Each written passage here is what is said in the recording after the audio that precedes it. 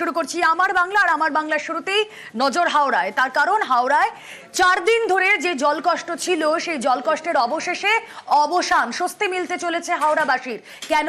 কারণ আমরা দেখেছিলাম যে সেখানে এই আবর্জনার পাহাড়, সেই আবর্জনার পাহাড়ের ফলে মাটি সেই চাপ নিতে পারেনি, ধস নামে, পাইপলাইন হেঁটে যায়। সেই পাইপলাইন মেরামতির কাজ শেষ।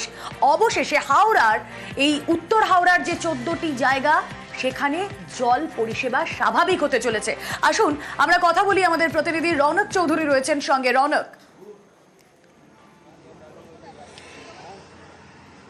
দেখো একেবারেই 4 দিন ধরে যে জলকষ্টের মধ্যে ছিল হাওড়ার 14টি ওয়ার্ড, আজ 7টার পর থেকে বিভিন্ন জায়গায় কিন্তু তারা পরিশ্রুত পানীয় জল পেতে চলেছে। এবং কিছুক্ষণ আগে এই যে পদ্মপুকুর থেকে যে পাম্পিং স্টেশন, যে বুস্টার পাম্পিং, এখানে জল ফেলা হচ্ছিল এবং সেই জলগুলিকে কিন্তু পরিশ্রুত করে বিভিন্ন জায়গায় দেওয়ার কথা বলেছিলেন বিধায়ক। এবং যেখানে বিপত্তি ঘটে, অর্থাৎ পাইপ ফেটে যেখানে প্রথম বিপত্তি ঘটে, সেই জায়গাতেই কিন্তু ইতিমধ্যে পরিশ্রুত পানীয় জল পৌঁছে গেছে এবং 14টি ওয়ার্ডের বিভিন্ন জায়গায় ইতিমধ্যে পরিশ্রুত পানীয় জল পৌঁছে গেছে বলেই জানা যাচ্ছে। অর্থাৎ গত 4 দিন ধরে যে জলকষ্টের মধ্যে ছিল এই হাওড়ার 14টি ওয়ার্ডের বাসিন্দারা, অবশেষে তার অবসান হলো।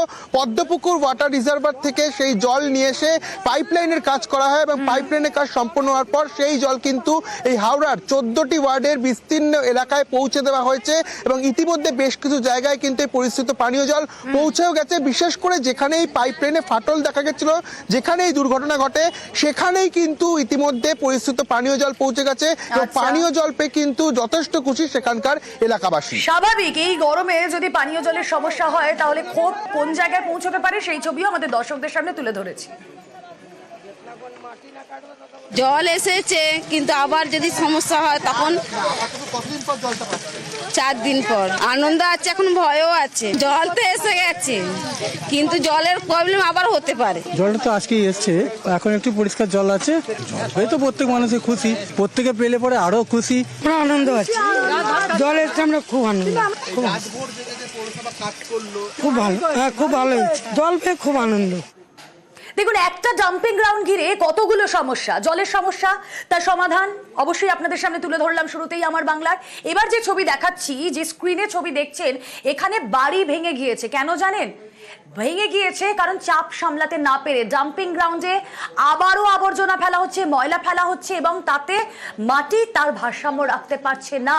সে তার জন্য এই 100 মিটার দূরে যে ছবি আপনারা এই মুহূর্তে দেখছেন নিউজ 18 বাংলায়, 100 মিটার দূরে সেই বাড়ি তা হুড়মুড়িয়ে ভেঙে পড়েছে। শুধু এই একটি বাড়ি নয়, পরপর এর পাশে যে কটা বাড়ি রয়েছে সেই প্রত্যেকটা বাড়িতেই ফাটল ধরেছে। স্থানীয় মানুষরা তারা হাহাকার করছেন। তাদেরকে সরিয়ে নিরাপদ জায়গায় নিয়ে যাওয়া হয়েছে ঠিকই, কিন্তু তারা বলছেন আমাদের মাথা গোজার ঠাঁইটা সত্যি কি আমরা ফিরে পাবো? এখন পুরো ভেঙে গেছে। আমরা রোডের মধ্যে বসেছিলাম, চোখের সামনে হয়েছে, আমরা কিছু করতে পারলাম না। সবকিছু এর ভেতরে আছে, কাপড়, বাসন ফাউসন সবকিছু এর মধ্যে আছে, আমরা কিছু বার করতে পারলাম না। আমাদেরকে ঘর দিয়ে দাও, আমাদেরকে কিছু চাই না তোমাদের।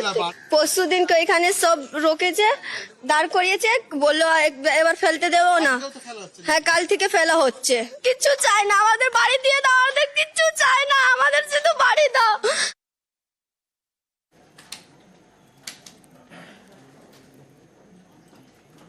এবং এই যে ডাম্পিং গ্রাউন্ডের কথা বলছি, সাধারণ মানুষের ক্ষোভ, তাদের যন্ত্রণা, সেই ছবি তুলে ধরছি।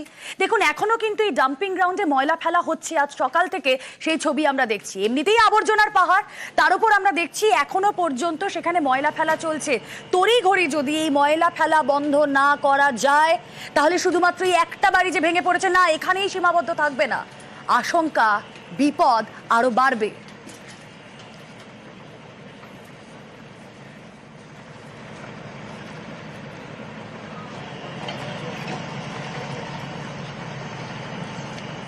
এবং চলে যাচ্ছে, যে কারণে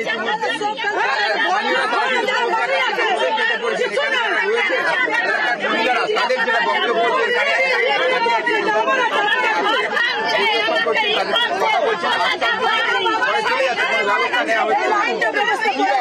ব্যবস্থা নেওয়া হয়েছে।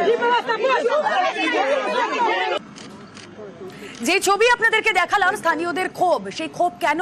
তার কারণ ওই ডাম্পিং গ্রাউন্ডে এখনো ময়লা ফেলা চলছে, তারা দিন গুনছেন, তারা আশঙ্কায় থাকছেন। এই ছবি যে আপনাদেরকে দেখাচ্ছিলাম, পুলিশকে ঘিরে তারা বিক্ষোভ দেখাচ্ছেন। যখন আজ সেখানে ওয়েস্ট ম্যানেজমেন্টের তরফ থেকে যারা আধিকারিকরা গিয়েছিলেন, international society of waste management, তাদেরকে দেখেও তারা বিক্ষোভ দেখিয়েছেন। এবং যারা আধিকারিক, যারা এক্সপার্ট, তারা বলেছেন যে হ্যাঁ, অবিলম্বে যদি এই ডাম্পিং গ্রাউন্ড বন্ধ না করা যায় তাহলে শিয়রে বিপদ। কোনো পরিকল্পনা নেই, সে তো খুব সাধারণ কথা। এটা আমরা 50 বছর ধরে এখানে দেখছি।